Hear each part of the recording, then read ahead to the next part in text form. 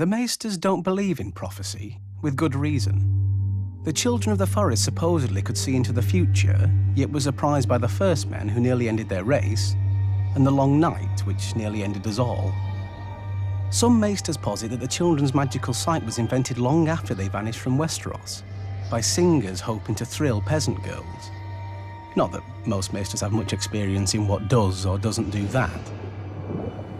When Aegon the Conqueror came to the Iron Islands, the priest King Lodos claimed his divine father, the Ironborn's drowned god, had shown him krakens pulling Aegon's ships into the deep. No krakens ever arrived, and even if they had, they wouldn't have stopped Aegon and his dragons without wings of their own. Confused, Lodos filled his pockets with stones and walked into the sea to take counsel with his father. Thousands followed him, but apparently the drowned god didn't appreciate a crowd. Their corpses washed upon the Iron Islands for years. According to legend, House Targaryen survived the doom of Valyria thanks to Daenys the Dreamer, who foresaw the calamity and convinced her father to flee their homeland. It could be true. The Targaryens were always a bit more. But as Maester Yendel points out, in the East, the Targaryens were one of 1,000 minor noble families, and in Westeros they became kings. Politics, not prophecy, could have drawn them to our shores. Politics can also explain the prophecies of Daemon Blackfyre II, a Targaryen bastard rumoured to possess the family gift. While posing as a hedge knight, he told a future Lord Commander of the Kingsguard that he dreamt of a dragon hatching at White Walls Castle, and took it as a sign that he'd win the Iron Throne. Perhaps if he'd slept a bit longer, he'd have dreamt of the King's Hand putting down his rebellion a day later, before it even began. Most Maesters dismiss all Targaryen claims of prophecy as mystic nonsense, a relic of their Eastern ancestry. To be fair, across the Narrow Sea there isn't a market without a warlock from Qarth telling fortunes or a shadowbinder from Asshai reading fates in blood. Or so I hear. From the Maesters. But when I was a boy, I overheard the cook whispering to a maid about a woods witch camping outside Horn Hill who was called Maggie the Frog. Now I realise it was probably a corruption of the Eastern word for wizards, Magi. One day my father rode out hunting, though no game was in season, and whatever power she had likely didn't save her.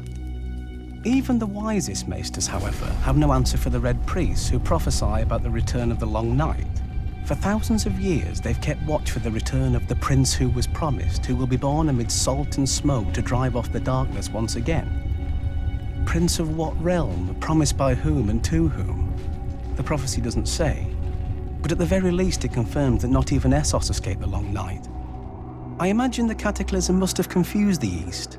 Unlike Westeros, they wouldn't have known of the Night King, or the White Walkers, or the war waged by the First Men and the Children of the Forest. They would have just seen a terrible winter descend and linger far too long until spring magically returned to the world. Yet somehow, maybe from passing merchants, maybe in their fires, the Red Priests saw the truth.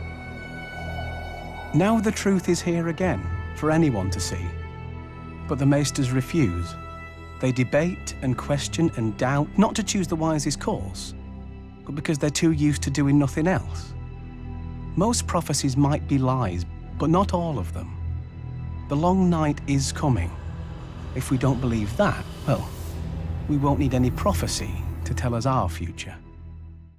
Hey everybody, so the Game of Thrones DVDs are dropping, so they have all these bonus features that they're releasing that talk about prophecies that have a lot of Easter eggs for the series, and the cast has continued to do a bunch of interviews that we need to break down, talking about some of the conflicts that are going to be happening during Season 8, and how the characters are going to be moving around. So if you are finding me for the first time, be sure to subscribe to get everything. There is a new round of the giveaway for the DVDs I'll explain at the end of the video.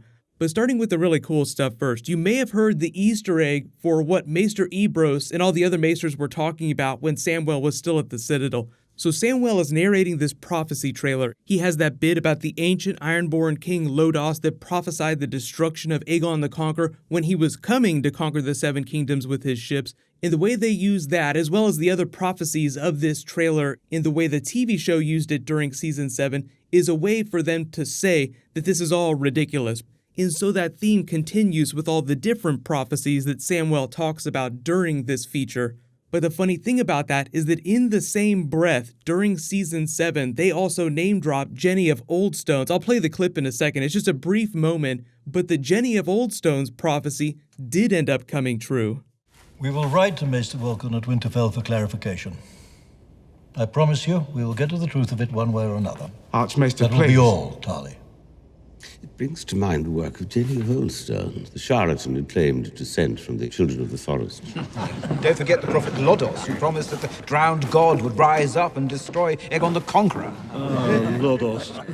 If you've never heard the Jenny of Oldstones prophecy, it's actually part of this larger historical event, and it's sort of a precursor to R+L=J. So what happened is Jenny of Oldstones was a person who was in love with Prince Duncan Targaryen, who was the oldest son of King Aegon V Targaryen, the egg from the Dunk and Egg series, The Tales of Dunk and Egg. Side note, you may also remember that Aegon V was the younger brother of Maester Aemon. That's why he was calling for Egg, mother's calling you, as he was dying. So Aegon V's son, Duncan, wants to marry this girl, Jenny of Oldstones, in this very R+L=J situation. Jenny had a Woods Witch friend that came to court with her, who prophesied that the prince who was promised would come from the line of Aerys II, who was the Mad King, and Princess Rhaella, the person who was the mother of Rhaegar Targaryen.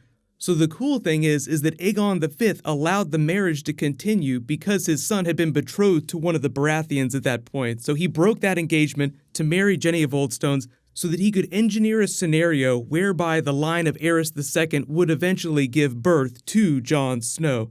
So that prophecy did come true, even if you consider the interpretation of the prophecy is genderless. So they also gave birth to Daenerys Targaryen, who's the other part of that prophecy, the prince or princess who was promised. It's just that Jon Snow and Daenerys came from different parts of that line of succession. Daenerys came from Aerys II himself, Jon Snow came from Aerys' son, Rhaegar. But as Samwell also narrates that bit about the Children of the Forest having future sight, it clarifies their powers a little bit, but the Maesters also doubt that because they're like, if they had future sight, then how come they didn't see the long night coming? It's just that they're taking too literal of an interpretation with that ability. They don't fully understand how green sight works. There's also that funny bit where he implies the final fate of Maggie the Frog. Now, he himself thinks it's a bit of an old wives' tale because he heard talk of a Maggie the Frog when he was a child, but his father rode out into the woods and killed this person, but we ourselves know that Maggie the Frog was real because of Cersei's memories of her. We even saw her on the TV show. So you can kind of see at various points here, there are some things that wound up coming true, there are some of these things that are false. It's all meant to reinforce the idea that prophecy, as Melisandre says, is a tricky thing. Just don't treat it in too literal of a way. But I do like the way that the Maesters' faces change to whites at the end, sort of implying some things that are going to be happening during Season 8. The actors themselves have been doing a lot of different interviews. I think I talked about some of them in my last Game of Thrones video. They've continued to do that. Sophie Turner talked about the different kind of battle that she's going to have during Season 8. It's going to be much more emotional. So people are wondering what that means. And what that probably means is that she's going to be battling for Jon Snow's soul. Like, he'll find out that he's a Targaryen and start to identify with that. He has this relationship with Daenerys Targaryen. So it sounds like they're implying that there's going to be a battle for Jon Snow's identity within Jon Snow, but also externally too. Like, Sansa wants him to remember that he's a Stark, but Jon will be all conflicted because of the things that have been happening with Daenerys. But let me know in the comments if you want me to do more videos for these featurettes like this. There are at least 3 or 4 more. They're actually pretty cool. There'll be a whole bunch more Star Wars dropping really soon, and there is a new round of the DVD giveaway. All you have to do to enter is just be a subscriber and leave a comment on the video. Congratulations to the winner from my last video, Mark Ryan. Please private message me so I can get your contact details. There'll be a new round when I post new Game of Thrones. Click here for my non-spoilery Star Wars The Last Jedi review, and click here to learn all about the Season 8 release date.